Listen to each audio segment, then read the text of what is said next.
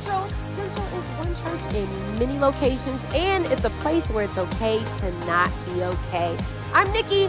This is Pastor Nick, and we are so glad that you decided to join us today. Yeah, and if you're new to Central, we want to extend an extra special welcome to you. We want you to know that we have an area just for you, with a team of people that would love to get to know you, would love to give you a free gift, and that's out in our lobbies of our different locations. So stop by the New to Central area, let them know that it's your first week, or maybe it's your fifth week and you haven't seen them yet. Just stop by, grab that free gift, let us get to know you. And if you're online, in the chat box below, as always, put your name, where you're watching from, so that we can get to know you as well. That's right. Nikki, I love this time of year because we're kicking off. I've got it on. You're giving Dora vibes. The backpack drive. You're definitely giving Dora the Explorer vibes. All right. Definitely. Well, I've got my backpack on because it's the kickoff to the backpack drive. Backpack drive. I love it. Okay, this is one of my favorite times of the year, and you can already go to central.family for more information to get involved. I'm super excited. I know we are going to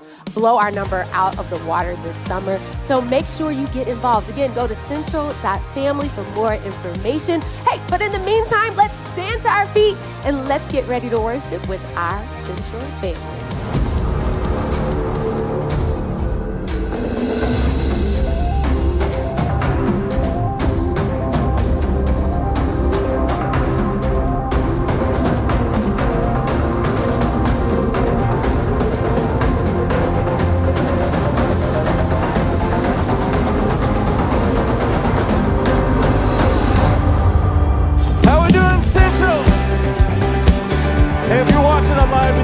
To sing along with us. Old is gone, the new is come. Now we can see, now we can see. We're moving on, feeling strong, cause we believe, yeah, we believe. And oh, we'll never be the same. This perfect love is making waves, always doing something, come on, brand new, bringing out the good in me and you, righting all our wrongs, we know it's true, always doing something, something, come on, brand new, brand new, come on in, life is here, the door is open, heaven is open. Forget your fear, His love is near, faith is in motion, wherever He's going. And oh, we'll never be the same. Come on, His perfect love is making waves, always doing something brand new, bringing out the good in me and you, righting all our wrongs, we know it's true. Always doing something, something brand new. Yeah, brand new. Brand new.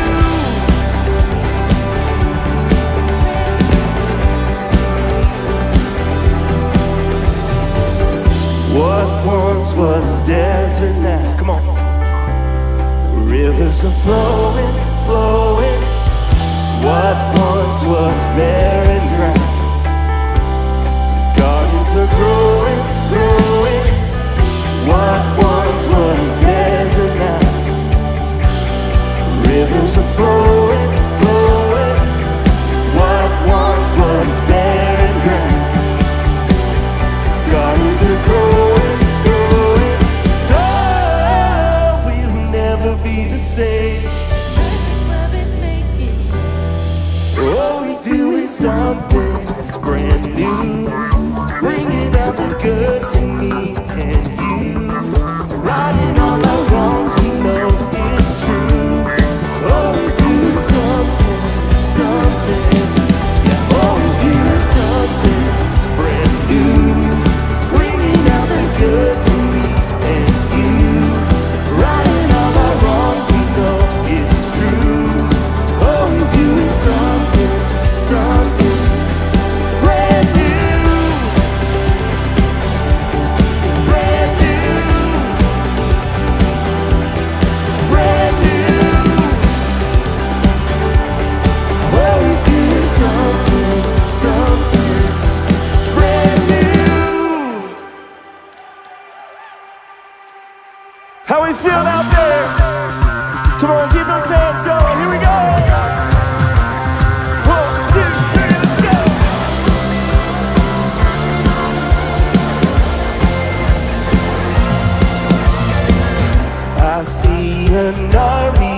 path ahead, but I'm not scared. My weapon is your faithfulness, your faithfulness. I will sing like it's already won. I will sing 'cause it's already won. I run to the battle, I run to the battle, 'cause I know God's gonna fight for me. I run to the battle, I run to the battle, 'cause I know God's got the victory.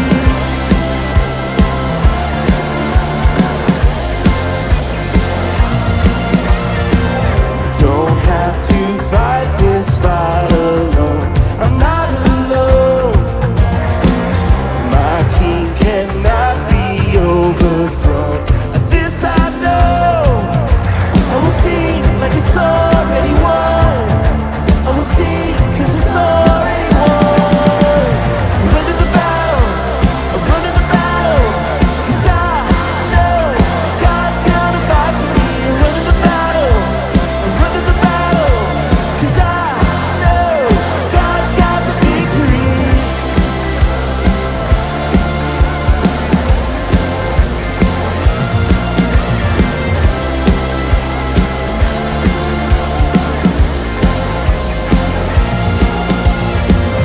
Your love will never, never, never be defeated. Jesus, I thank you, I will keep on singing. Your love will never, never, never be defeated. Jesus, I thank you, I will keep on singing. I run to the battle, I run to the battle, 'cause I know God's gonna fight for me. Run to the battle, I run to the battle, 'cause I know God's got the victory. I run to the battle, I run to the battle, 'cause I know God's gonna fight for me. I run to the battle, I run to the battle, 'cause I know God's got the victory.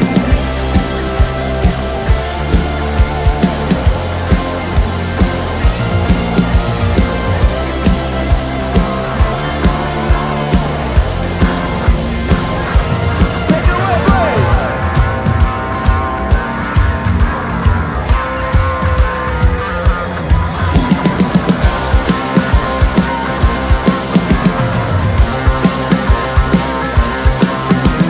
Run to the battle, let's go.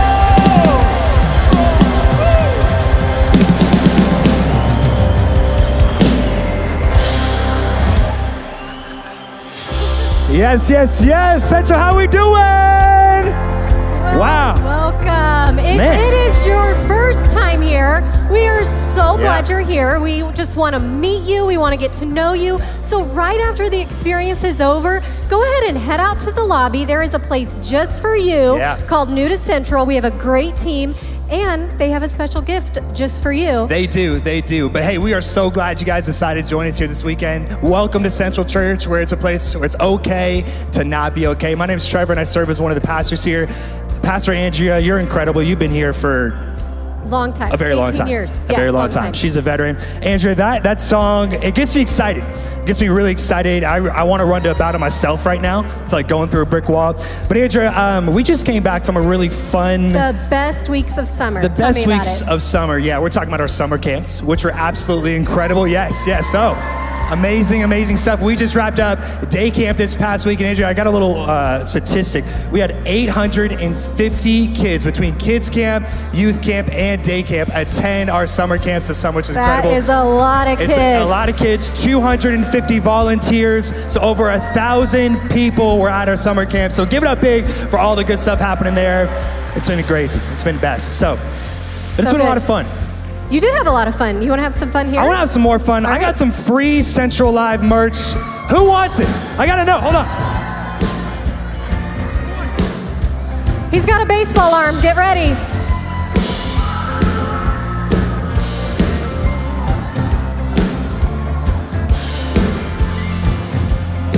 So good. Okay. All right. Okay. We do have some new merch, so if you Yes. did not get Check one of that those out. pieces, head out to the Head out to coffee Lobby, shop, yeah, check that yeah, out. yeah. We want you to have some fun, but we also want you to stay connected this summer. Yes. So Central.family is gonna be the place. And one of the things you're gonna find on there coming up is our Central Academy is gonna be hosting a class, How to Grow in Christ. July 8th, Yes. you don't wanna miss it. If you are ready to grow deeper in your faith, establish some spiritual habits, this course is gonna be for you. Whether you're in person or online, we would love to have you there. Absolutely, absolutely. So, hey, there's a lot going on this summer, a lot of ways to have fun, a lot of ways to stay involved. But here at Central, we love celebrating the life change each and every weekend. So go ahead and check out Enrique's story.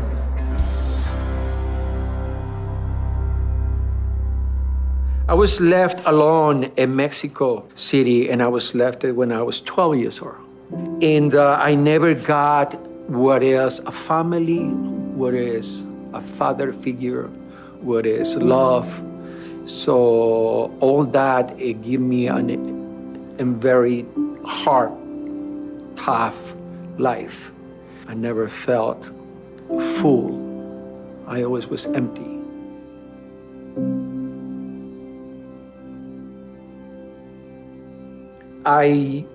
One point in my life, I was very, very low, very negative, in a very dark place. And I got in the point where alcohol, drug addiction, it put me in a place that I wasn't right mentally, and I wasn't spiritually, and I wasn't right on myself. And I heard one of my friends told me they have at Central, they have a program. This is a program that probably can help you. It was a big change in my life. It was a big change. You always go through your life, but you never really give it yourself. You never open yourself. You never let yourself be vulnerable. Somebody like me that put barriers, and I have to work so hard to get to any place or have anything. It was one point on my life that I continue with the drug addictions, continue with the alcoholism, or I completely leave it and turn around and give it myself and open it myself. I came here in 2006. As soon as I walked into the door, it felt home. It completely changed my life. Thanks to this church and coming here in 2006, on and off, battling with myself and with the truth and about giving myself to God and open myself to Jesus, it was a little bit a battle. In less than 6 months, they helped me to recover. You need to have a relationship with it. So having a relationship is not a Sunday. It's not just one day a week. It's like everything else. He's teaching me how to be a father. He's teaching me how to be different, how I can be more lovable, understand things, and have a healthy relationship. Yeah, if you need whatever you need, just do this step. One little step, get there. You don't never know when something, a place, a church, it would change your life. I mean, God is going to put you in the right place in the right time. So I encourage you to not stop. Please come with your family, come with your friends, come with whatever. We have another sources. We have online. You can watch it online. You can watch it on your phone, on your TV, on your computer. So I think I will encourage just to do it. Sit down and open yourself to something new. God will speak to you. So good. Well, we've come to a time in our experience where we get to give back just a portion of what God's blessed us with through our tithes and our offering. And if you are a guest here, there is no pressure to give. This is really a time for those that call Central home where it's a privilege for us to make a difference in this way. And one of the ways that we're going to be making a difference this season is through our backpack drive. It makes such an incredible impact on the community. Hundreds of kids get to come and shop for their school supplies. It's an incredible experience.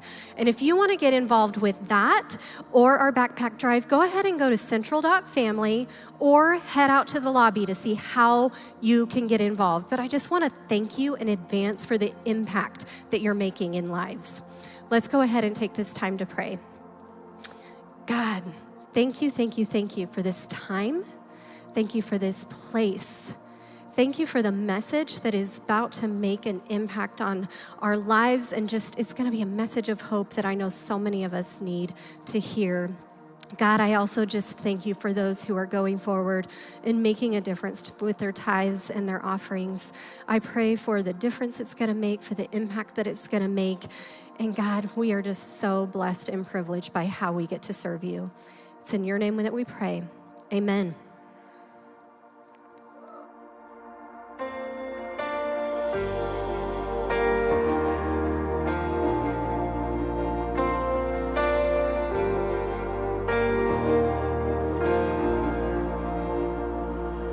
The weapon may be formed, but it won't prosper. When the darkness falls, it won't prevail. 'Cause the God I serve knows only how to triumph. My God will never fail. If you believe that, sing it again, come on. Oh, my God will never fail. I'm gonna see a victory.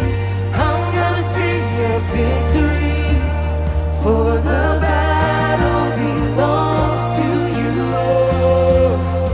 I'm gonna see a victory. Come on. I'm gonna see a victory. For the battle belongs to you, Lord.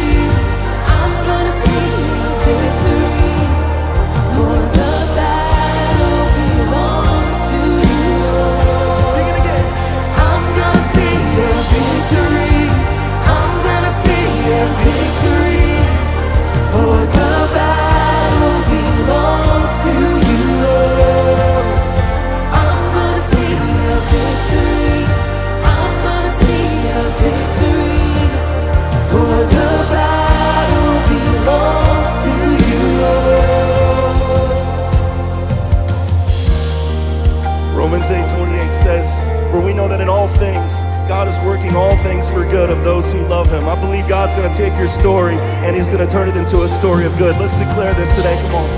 You take what the enemy meant for evil and you turn it for good.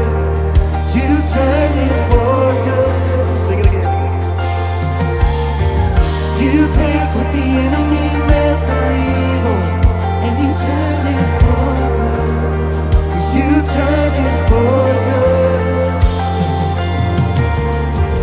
You take what the enemy meant for evil and you turn it for good. You turn it for good.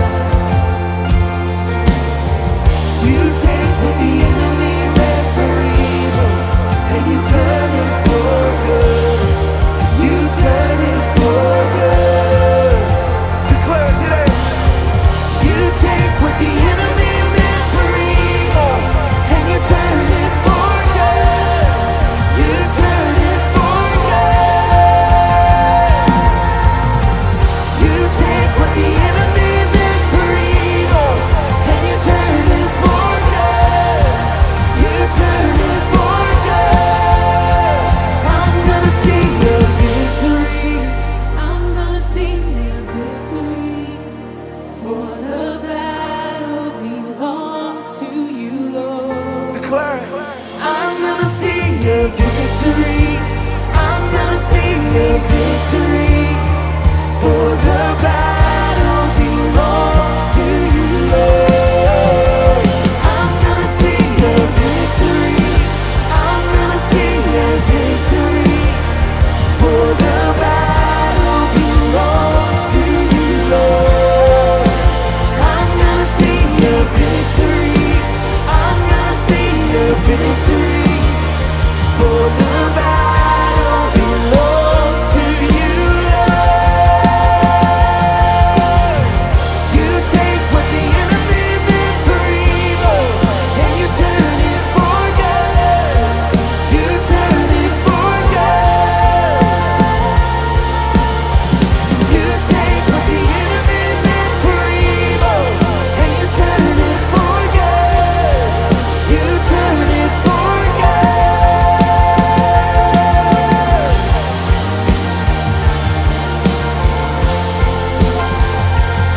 We're gonna see a victory.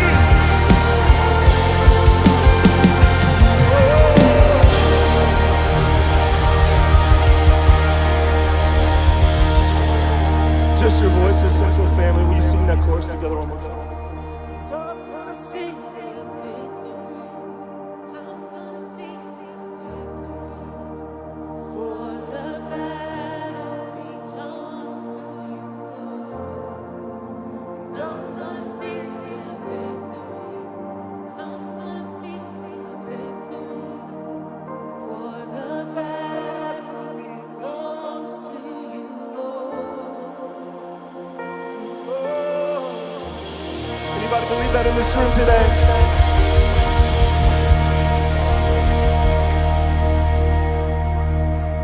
We've been going through an amazing series as a church called Keep the Faith, really looking at Hebrews 11 and a lot of the characters in the Bible who have just tremendous stories, but also went through tremendous pain as well. In fact, that chapter starts with Hebrews 11:1. It says, "Now faith is the confidence that what we hope for will actually happen." And it gives us assurance about things that we cannot see. Maybe you're here today and you're going through a difficult season. My prayer for you today is that you'll just keep the faith, because I believe on the other side of this, God is going to reveal some beauty in your story. Just keep your eyes fixed on Jesus. I want to take a moment and pray for you. Maybe you're here today and you're going through a difficult season. If that's you, I know this may be strange, but if I can just say a prayer for you, would you just boldly slip your hand up in the air if we can pray for you today? And if you're next to somebody with their hand raised, I want to encourage you to stretch a hand out towards them. Let's just pray for these amazing individuals today. God, right now, in our weakness, in our pain, in our trouble, I just pray that just as we talked about from Hebrews 11:1, that we would just keep the faith in you, that you're going to do the impossible in our lives. So God, we just choose to let go. We choose to trust in who you are. God, and if you've done it before in our past and you're doing it again today, Lord, how much more faithful will you be in the future? So we let go and we trust in you, for it's in your name we pray. And everybody said, amen.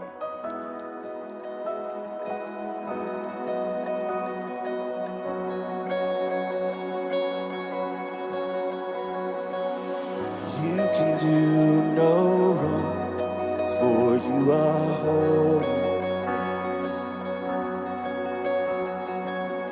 All you do is love and show mercy, just as we are. Open our hearts to see all that you are. You are our greatest need. Sing this out, come on. In spirit, in truth, God, we will worship you. You're making us new. We love to see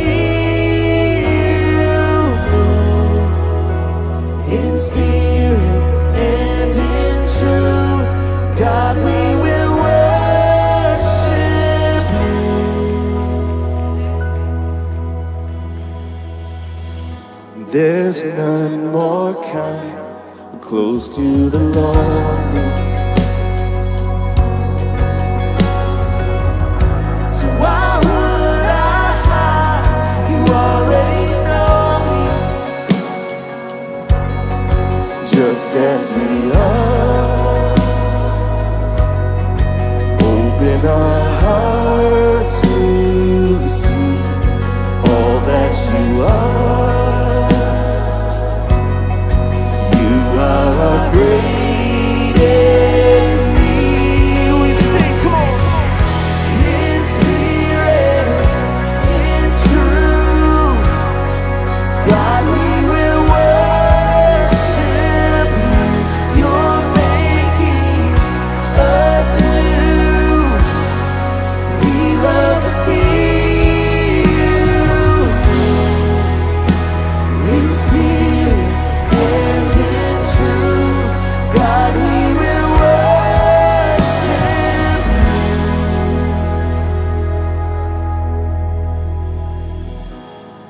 Oh Lord, our souls are thirsty. Open the heavens and rain down. Every other well is empty.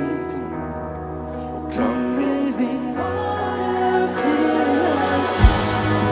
Oh Lord, our souls are thirsty. Open the heavens and rain down. Every other well is empty. Come, living water, fill us in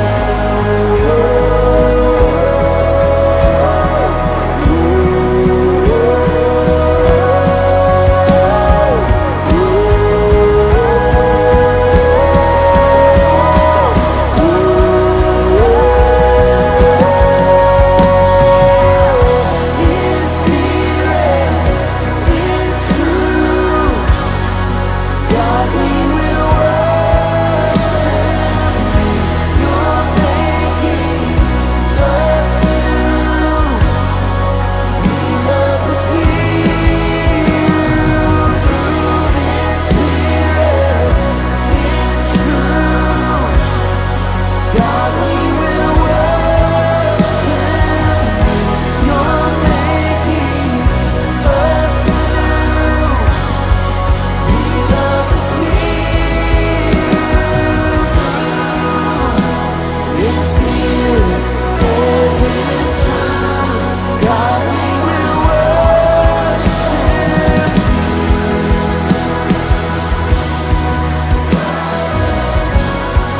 God, we will worship you. Come on, anybody glad they came to church today? We're glad you're here. You can be seated. Well, that was an incredible time of worship. And we want to welcome all of our Central locations and a special shout out to our Orange Beach location. Hey, y'all.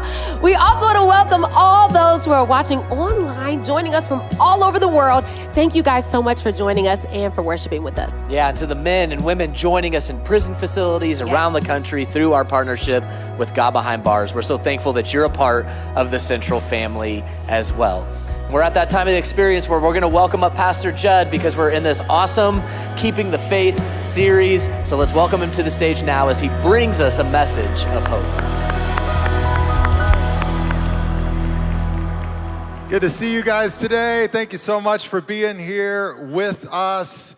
I have enjoyed this teaching series so much. We've been going through Hebrews chapter 11. We've been talking about keeping the faith. And last week, Pastor Nick gave an amazing, amazing message.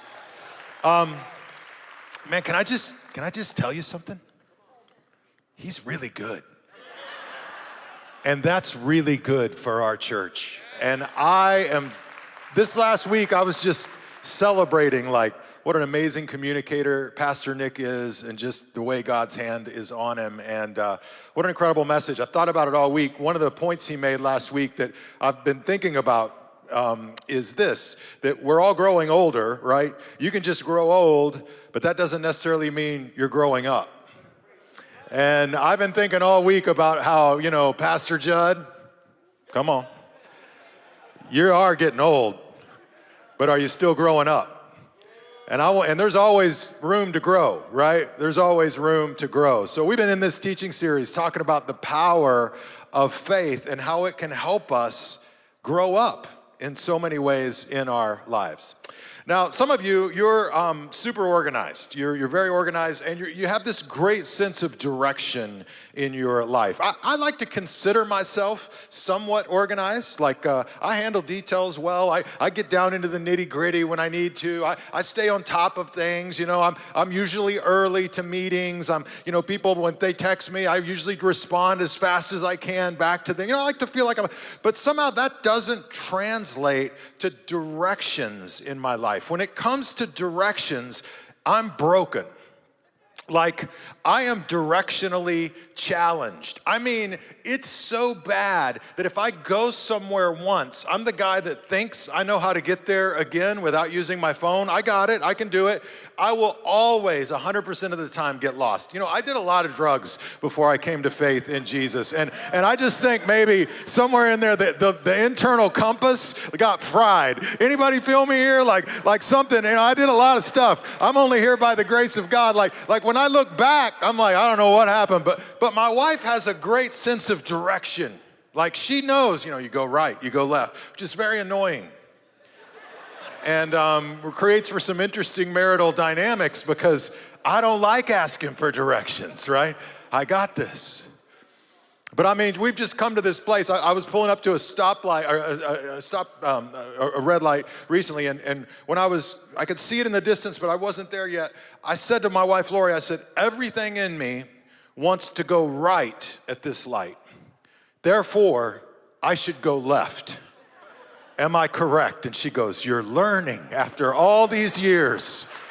Yes, you should go left. I'm just broken. I was at the mall with her a while back, and I walked out, and I turned one direction. She just grabs my hand instinctively. Nope, this way. Like, whichever way I think you should go directionally, it's the opposite way. I am directionally challenged, and so I'm very thankful for maps on my phone. Just guide me like I'm a 2-year-old and tell me every nuance of what I need to do to get back to where I'm going. And I often use maps for the simplest little things. If I haven't been there 20 times, I'm not going to assume I know the way. So anyway, it's easy to get lost for me in life. And I think sometimes in other ways in our lives, we get a little directionally challenged. I mean, some of you, you're directionally challenged right now with work and where things are at, and you aren't sure kind of what the future looks like. Things feel uncertain.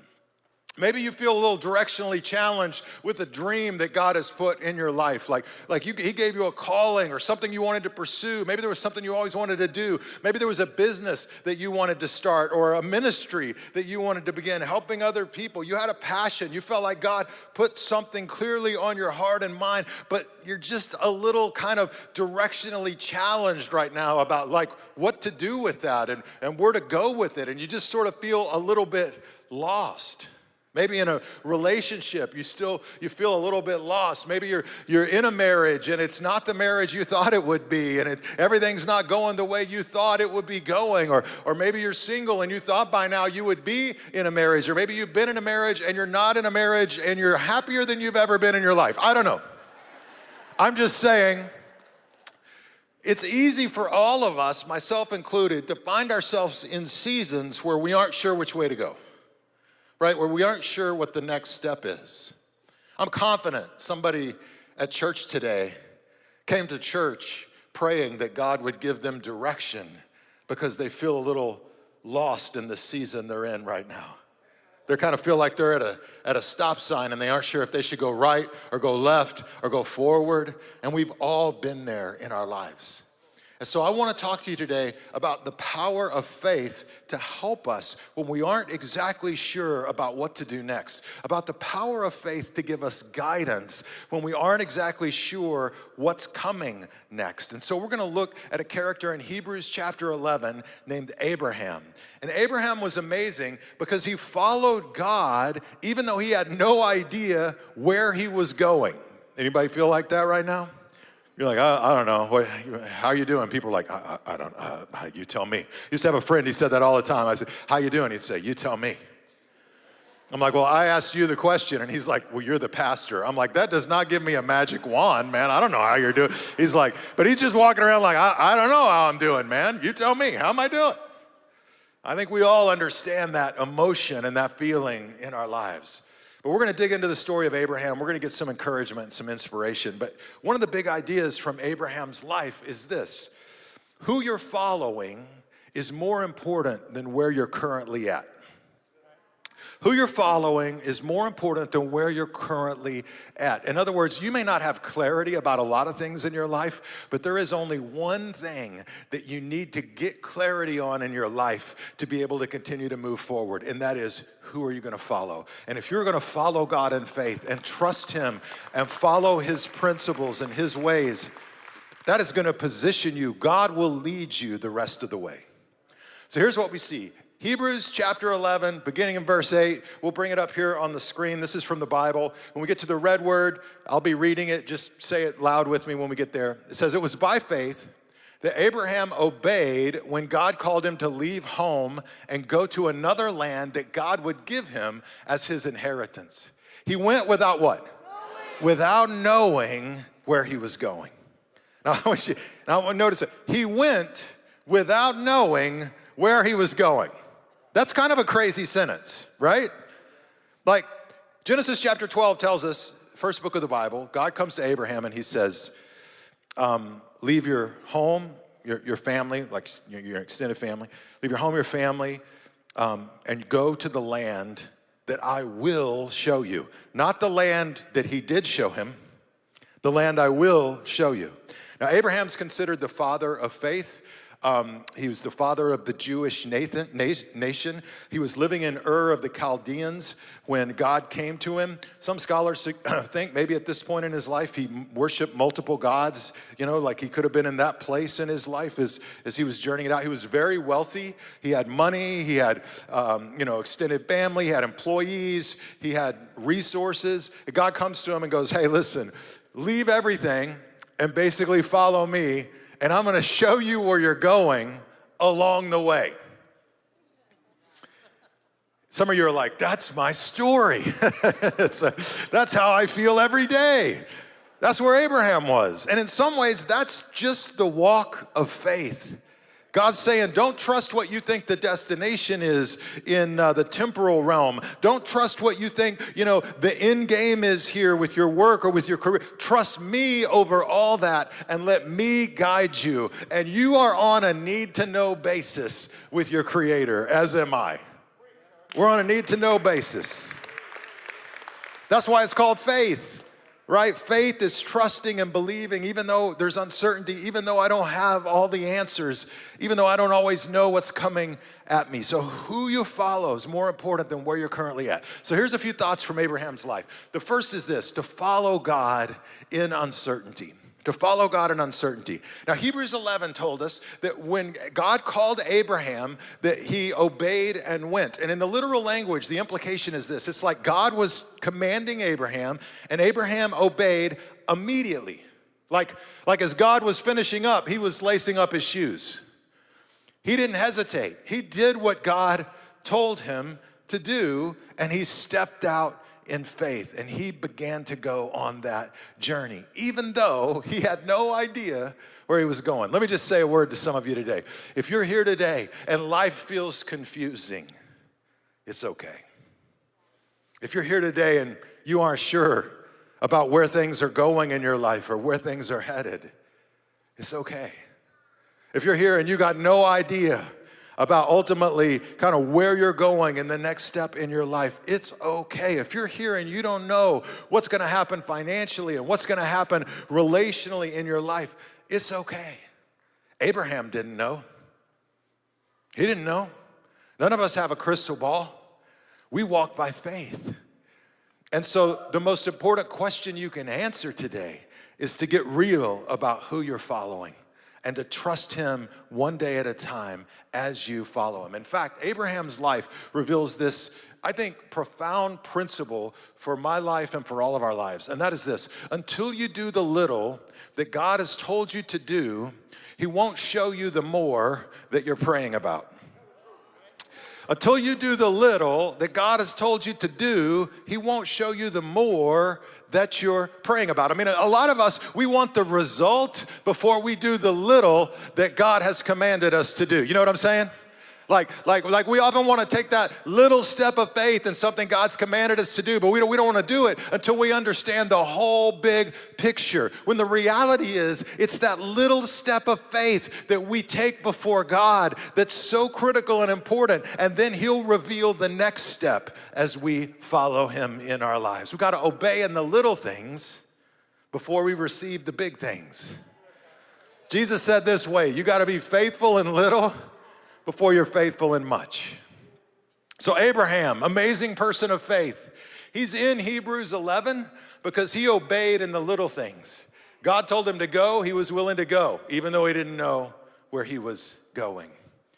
And I think when it comes to us in our lives, you know, God has communicated a lot of things to us in his word.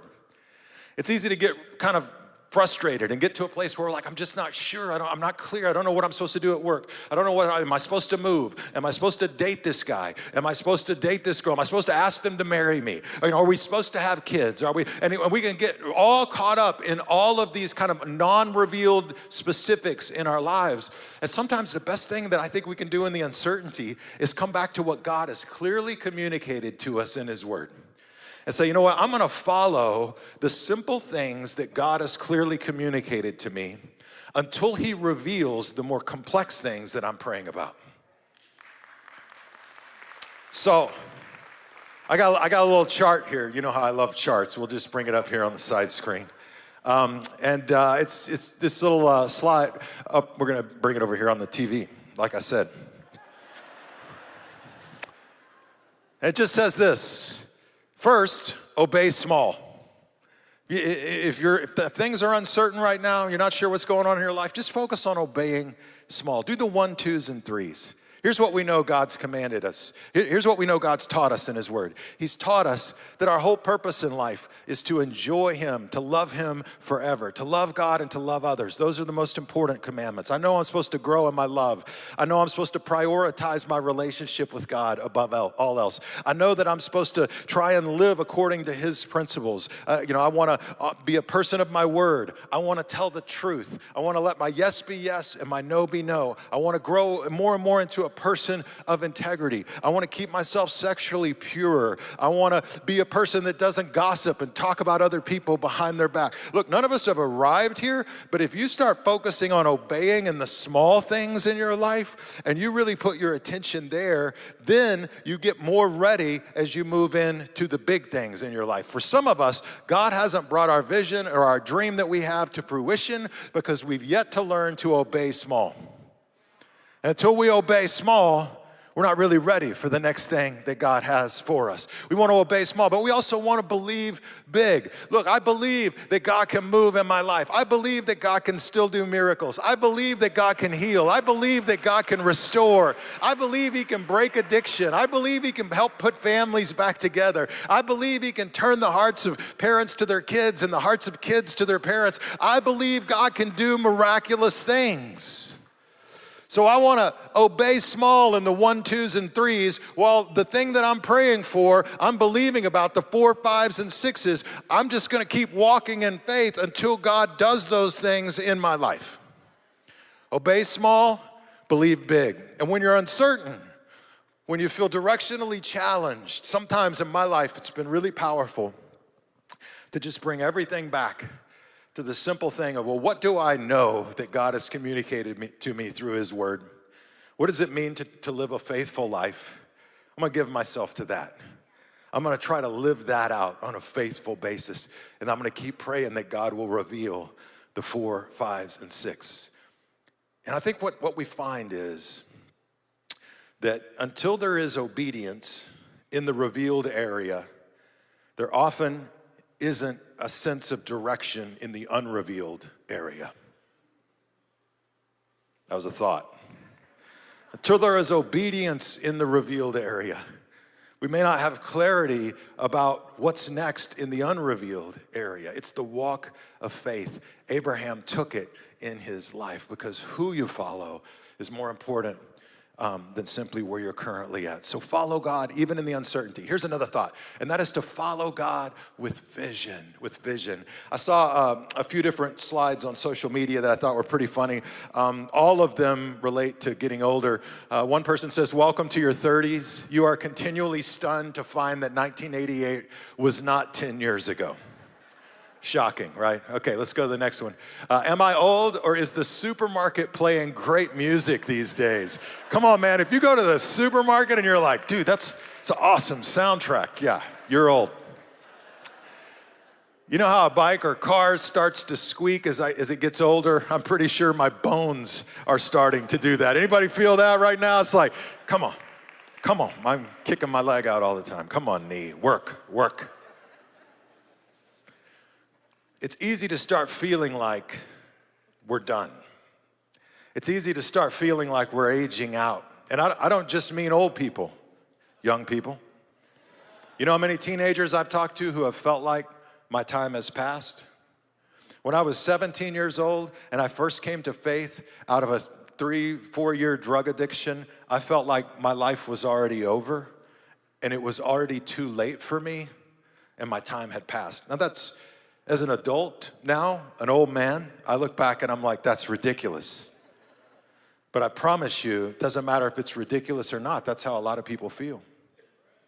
And some of you are here today and you're 20, you're 30, you're 40, you're 50, you're 60, you're 80.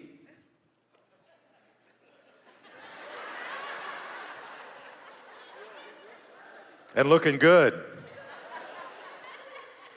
One of my buddies that's always leaving church gives me a hug. He's like 90 years old. It's just, there's no words for how good he looks. It's shocking. But no matter your age, you've already started to tell yourself it's too late.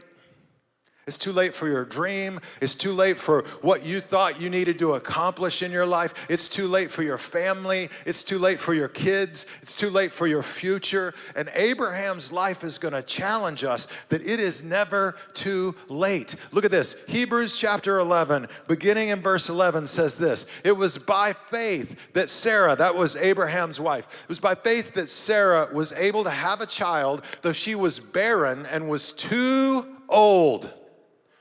She believed that God would keep his promise. And so a whole nation came from this one man who was as good as what? Dead. He was as good as dead. A nation with so many people that like the stars in the sky and the sand on the seashore, there is no way to count them. I love that it says, here's Abraham. He's as good as dead. He's an old man. He doesn't have kids. Now, here's the thing. God tells Abraham to leave his country, leave his father's household, go to the land he will show him. And Abraham begins this journey. And God also gives him a promise. He says, I will make you a great nation. At one point, he takes him outside and he says, Abraham, look up at the stars. And he looks up at the stars. He sees this amazing picture. And God basically says, this will be like your descendants. An innumerable amount will come for you. There was one problem in the whole picture, and that is they had not been able to have a kid. And like when Abraham receives this word, he's 75 years old already. He's like, come on, man. And so he trusts and he believes. But in trusting and believing, 1 year turns into 5 years, turns into 10 years, turns into 20 years. Between the promise and the fulfillment in Abraham's life, it is 24 years of waiting. And so at one point, God comes to Abraham and tells him he's got to change his wife's name from Sarai to Sarah, which means princess, because she will have a son. Here we go again. 24 years. She will have a son, and she will be the mother of many nations. And you know what the Bible says? It says Abraham, he was on his face in reverence before God, but he laughed. And he said, how am I gonna have a son? Am I gonna have a son? Literally, well, you can read it in Genesis. Am I gonna have a son at 100 and Sarah is 90? Hello. A little while later, these mysterious guests show up at Abraham's, and the wife Sarah overhears them talking to Abraham, and they say, your wife is gonna be pregnant, and she's gonna give birth to a son. And the Bible says when she heard that, she laughs to herself, and she says, here I am, old and worn out, and now I will get this pleasure? She's like, right. Like it's not even gonna happen. Like there's just no way. And I think that's a temptation for all of us in our lives. Maybe we haven't had a vision like Abraham where God took us out and showed us the stars, but God has put things in each of you. He's given you a dream. He's given you a passion, a vision, and maybe it's to help other people. Maybe it's to start, a ministry that fills a need in somebody's life. Maybe it's a passion or a vision just in your own family to help bring certain people together. Maybe it's a passion or a vision that God's put in your heart for your future, for your job, for your work. There's all kinds of ways God can plant things in our heart and in our lives. And if we're not careful over time, sometimes we get frustrated because we think when we receive that dream or that vision, when we have that passion in our lives, man, because we have the passion, we ought to be able to accomplish it. And so you run right out and you try to do it and you fall right on your face. And you're like, well, God wasn't in it. The assumption is if I fail, God's not in it. If it's hard, God's not in it. The whole Bible is filled with characters who fail and who go through difficulties, and God was still in it. And I want to suggest in your life, in my life, God may still be in it, but there is a difference between the dream and the timing of the dream. Abraham gets the dream, and 24 years later, he gets the timing. And he tried to do it on his own, and it's a whole side story, but he made a mess of things. He got the dream, but he didn't have the fulfillment yet. The Israelites, for 400 years, they were in slavery and captivity in Egypt before God delivered them. And then Moses led the Israelites for 40 years in the wilderness before they finally crossed into the promised land. God's patience is more than our little minds can often comprehend, and his plan is bigger than we can often see from our earthly perspective. I remember in my own life when I was a little directionless, and I read this biography by a guy named Martin Lloyd-Jones. Martin Lloyd-Jones was the chief assistant physician to the Queen of England at age 26. I mean, dude, you're 26, you barely got out of med school. And he's the chief assistant physician to the Queen. In fact, most people say that within the next year or two, he would have been England's equivalent of our Surgeon General. This dude had skills, but God put a different dream on his heart. God challenged him. He had a passion in his life. And he said, you know what, I can heal bodies, but I want to heal souls. And so he dropped out of his career and he went to the only church that would take him as a pastor, the poorest mining community in all of the area of Wales. And he began to pastor this church. And over the years, it grew and it grew and it grew. And in the latter decades of his life, he pastored a really prominent church in London, Westminster Chapel. It was an amazing story, but I read his biography and I felt something shift in my heart, in my life. It was like, for me, God gave me a dream, a vision. I just wanted to pastor. I wanted to be a pastor. Like you don't usually, people aren't lining up for this job. I was lining up for it. I couldn't sleep at night. My prayers were consumed with it. I just wanted to serve God. I wanted to serve others. I wanted to be able to teach. I wanted to be able to help. It was a calling in my life, and I felt it and I knew it. But there were so many obstacles. I remember at one point I got so frustrated, I went and sat down with this counselor. I went to a Christian college, and there was an area called the Christian service area where you could go volunteer in different things and churches and organizations. I went and told him, like, I want to pastor, I want to teach, I want to preach, I want to work with adults. You know, this is what I feel like I'm called to do. And he just looked at me, he goes, Jed, you're too young. You know, you're like 20 years old. Like, there's no opportunities to do that. You could do this thing or you could do this thing. I said, no, this is what I'm called to do. And I just walked out. And I didn't really know what to do, but I thought, well, I'm gonna obey small. And if this is what God's called me to do, then I better write my first message because an opportunity is on my way. So I sat down and I got a pen. You know, we used to use these things called pens. And a piece of paper back in the day, long time ago, you couldn't just backspace when you messed it up. So anyway. And over the course of a long time, I wrote out my first message. It's not good, but I wrote it out. And then I finished, and I thought, well, there's nothing happened. I kept praying. It's not like there were opportunities. I was serving. I worked with our church. I worked serving the homeless every week. I was doing things, but it wasn't my dream. I felt like God had given me a dream. So I started working on my next message. I'm like, I gotta just keep going, I guess, So I got the second message done, like in the bag. I got 2 messages now, bring it. I started working on my third message, and I'm walking down the hallway in our college dorm floor, and the phone rings. Now, let me just take you back to a dark age time, a long time ago. You didn't have phones, there weren't cell phones. I know it's hard to believe. And in dorm rooms, like at least at my school, nobody got their own phone in the dorm room. Like we were a lot more down line, if you know what I'm saying. But the payphone in the hallway was the only phone. And so when that phone rang, whoever was close to it, some of you will remember this, you grab it, and then you run down the hall to get so-and-so and be like, hey man, somebody's on the phone for you. So the phone's ringing. I'm the guy closest to the phone. I grab it. It's a guy named Claude. He says, my name's Claude. I'm part of this church called Forest Grove Christian Church. And he said, I'm just calling the dorm because I know it's a Christian school. I don't know if anybody there has been thinking about going into ministry, but our senior pastor has left Little Country Church, and we're looking for a college student or somebody that would be willing to drive down. It was 3.5 hours away. Be willing to drive down and fill in. And I was like, yes. Literally. And he's like, well, we can't pay you a lot. I'm like, yes. I'm not even sure we can cover gas. I'm like, Claude, I'm in.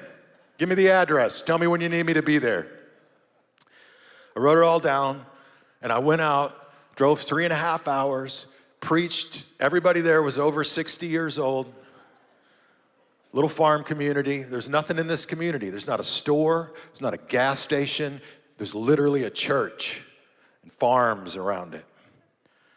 And I preached at this church my one message that I'd completed on Sunday morning and my last completed message on Sunday night. And Claude walked around the church with me and he goes, well, I think we'd like to have you back. And I think we'd like for you to fill in. He stuck his hand out. No, we don't do contracts in the farm community of Texas. Just shake a man's hand. Yes, sir.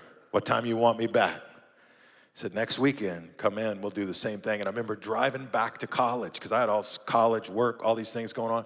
I'm driving back, and I remember thinking, like, those were my only 2 messages. Like, I got nothing. I started on the 3rd, but I got to have 2 more by next week. And I preached at that little church every weekend for 9 months until they found another pastor. And then when that wrapped up, because one of the guys' dads was part of that church who was a board member at another church about 1.5 hours away. I got connected to them, and so my senior year of college, I pastored this little church about 1.5 hours away. And so my whole senior year of college, I would basically on Thursday, drive an hour and a half to this little church. We converted a room in the church. Literally, we put a bed in there, a mattress. There was a church shower down the hall. It was scary at night. The doors were locked, and I'm like navigating it. But I'm living in the church. I would teach there on the weekends. I would go back on, Monday, and then Monday through Thursday, I'd try to knock school out best I could. And God brought the dream to fruition, but it took a long time, and I had to go through a lot of stuff. I remember that little church, that second little church, not long after I got there, I found out there had been like these two major families in this church, and their kids and grandkids and cousins. Everybody was related to somebody that had had a major 15-year rift between the two families that was growing. Shortly after I got there, it all blew up, and like half the church left. And I remember I was going out, I'm like 20 years old. I'm trying to counsel all these people and try to get them to come back together. They're doing their own thing. I remember I was counseling 4 different couples. 3 of them were in the process of splitting up. I'm not even married. I don't know what I'm doing. I'm totally in over my head, right? But I'm just trying to help, just trying to do something. Those 3 couples ended up getting a divorce. But the 4th couple ended up staying together. And that guy didn't even go to church. He wasn't a believer. Like they didn't even share the same faith. So I'm just telling you, I remember sitting on the front steps of this little church that had blown up, and it was just kind of like shrapnel and carnage everywhere. And I thought, I'm a failure. I shouldn't do this. There's got to be, I must have heard God wrong. Anybody been there? I must have heard the Lord wrong. Like I'm not the guy for this. But here's what I've learned over the years. God was preparing me in the pain. And God was getting me prepared. He was building tools in me that I didn't even understand. Tools like you don't quit, you don't back down, you don't walk away. You know what? Tools that became very helpful during a season called COVID. Tools that became very helpful when it felt like everything was falling apart. And I remember specifically thinking, God has taught me these lessons already. God has showed me He's faithful already. God has done this in my life already. It hurt, it was brutal, but God has already brought me through it. So I know He's gonna bring me through it again. And He's gonna bring us through it again. All I'm saying is when you're in the pain, when everything blows up, when you go after the dream, the vision God's laid on your heart, just because it derails or goes sideways doesn't mean it's game over. It may mean God's actually getting you ready for the next season. Like until you go through this pain, you're not ready. You can't handle the pressure of what the next season may be. And so let me just, with Abraham and Sarah, they had a vision. And they had to believe, and after decades of disappointment, eventually, when she's 90 years old, she gets pregnant. Can you even imagine? Like, come on, ladies. You're 90. You're like, walking down the aisle at Target, the maternity stuff, you got no idea. Can you even... Like he's 100? I mean, listen, my dad was 45 and my mom was 40 when she found out she was pregnant with me. I've got 3 other brothers and sisters a lot older than me. My brother was 17 years old, a senior in high school. And she found out she was pregnant. My dad said she didn't talk to him for 2 straight weeks, wouldn't even look at him. She's like, you did this to me. Can you imagine being 90 and 100? But eventually, they have this little boy. And you know what they named him? They named him Isaac, which means he laughs. Like the joke's on us, right?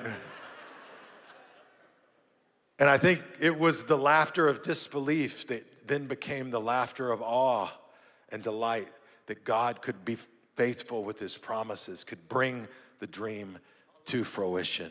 So let me just quickly ask you a couple quick questions to think about maybe your own vision, because even if you're in an uncertain time, at doesn't necessarily mean that the dream you have, the vision you have, isn't from God. Here's a few questions to think about. One would be this: what pictures do I see for my future? Like when you think about your family or your work or your finances, your career, think about the future. Like, what do you see? Maybe you don't see things visually. Maybe you see them in words. Maybe you see them concretely. Like, write it out, draw a picture, capture. I mean, I watched this whole documentary on Arnold Schwarzenegger, you know, the Terminator. And if you see this documentary on Netflix, like the one thing he says with everything he accomplished, he says, I would look out and I would see clearly the picture of where I was going. And then I would go for it in my life, whether it was bodybuilding or being a politician or acting. He saw the picture clearly and went after it. What do you see in your future? Here's another question just to think about. Is this vision, what you see, like, is it in line with God's word? I mean, you might have a vision, but you want to know, like, that this vision is in line with God's word. Is this going to help me help other people and serve for the greater good? Is it going to help me advance, the good of humanity in some way? Is it something God is aligned with in my life? And I think that's a very important question to wrestle with. Is the vision I have kind of aligned with God's moral and spiritual principles? Here's another question to think about. Do I have a passion for this? If God's given you a dream and a vision, you're going to be all about it. You're going to have passion, and you're going to have to, because there's going to be sacrifices and difficulties and hardships that come along. One of the ways you can get to your passion is to think about your prayer life. What do you pray for? Because often what you pray for is it's like pulling the curtain back on your deep passions that exist in your life. And then here's one more question. I hesitated to put this up, but I still think it's smart to think about it. Do I have the potential to achieve this vision with God's help? And I think we got to be careful in how we address this question. On the one hand, most of us, if you have a dream, you would think, I'd be quick to think, no, I don't have what it takes. But that's not really what I'm getting at. I'm thinking things like, if I want to be a professional football player at my age and at my speed, that ain't gonna happen unless God supernaturally does something that he doesn't usually do. You know what I'm saying? Like, I don't really have the potential for that in my life. It's not realistic at any level. And so thinking through like what kind of potential do I have to achieve this with hard work, with dedication, with God's help? Think about your future and move even into the uncertainty with that sense of vision. Genesis tells us that Abraham, when he finally came to the end of his life, Genesis 25:7, it says that he died at a ripe old age, a man satisfied with life. I mean, what a statement to get to the end of your life when it's all said and done. And you say, you know what, I'm satisfied. I'm satisfied with life. I think that's the direct result of somebody willing to step out in faith and follow God, even though they didn't know where they were going. And God showed himself faithful to ultimately take care of him. And in the end, he says, I'm satisfied with life. I don't know if you see many Cirque du Soleil shows. I don't see many. But when people are in town once a year, once every other year, I feel like I end up at a Cirque show. And over the years in Las Vegas, I've seen a lot of them now, the ones that I can see. You know what I'm talking about. And they're always amazing to me, right? Like, it's just so amazing because, the trapeze artists and, the people doing amazing things with their bodies. And it's just absolutely mind-boggling. And I always think about this book by the spiritual writer, Henri Nouwen. He wrote about a time when he interviewed this traveling group. They were called the Flying Rodleys, and they were trapeze artists. And when it comes to like a trapeze, like a duo, there's a flyer and there's a catcher. Okay, so the flyer is the person that flies up in the air, does the acrobatics, and then comes back down. And the catcher, imagine being upside down with your legs wrapped over a pole and you're swinging through the air. And now as the flyer begins to drop, your role as the catcher is to catch them and ultimately lead them to safety. And literally they use the language of we depend on each other for survival. Flying Rodleys, the flyer says, when it comes to flying, no matter what kind of release you get from the bar, whether it's perfect or whether it's slightly off, when you're doing your acrobatics, your flips, no matter what's going on, when you drop into your fall, you have to maintain absolute form. It's critical because if you try to manipulate the situation, if you try to make the adjustment on your own, you're gonna throw the catcher off who you're trusting your life with. So when you're free falling, you just hold. Oh, even if you're off, I'm off. It's crazy, right? But you're trusting that the catcher on the way up will make the adjustments that need to be made, will see the route that you're taking in your fall, and will catch you because you hold absolute form. You do not break form. If you break form, it's catastrophic. You wait for the catcher to catch you. Man, is that not a powerful image of faith? Some of you right now, you're in the fall, and it's scary, and it's uncertain, and you don't know what's going on.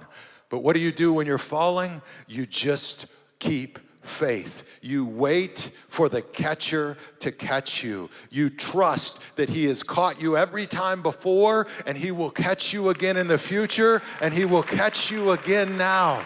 You trust that even though you don't know what's coming next, you know who you're following. You know who you're trusting. You know he's good. You know he's kind. You know he's loving. You know he's not going to abandon you. You know he's moving and working. You know that you're not alone, that you aren't forgotten, that you aren't left behind or picked over or judged not worthy or disqualified. You don't know what's going to happen next, but you trust your destiny to the God of yesterday and today and tomorrow, to the God who is the beginning and the end. The Bible says the one whose hand stretches across the expanse of the universe, the one who created all things and even knows the number of hairs on your head.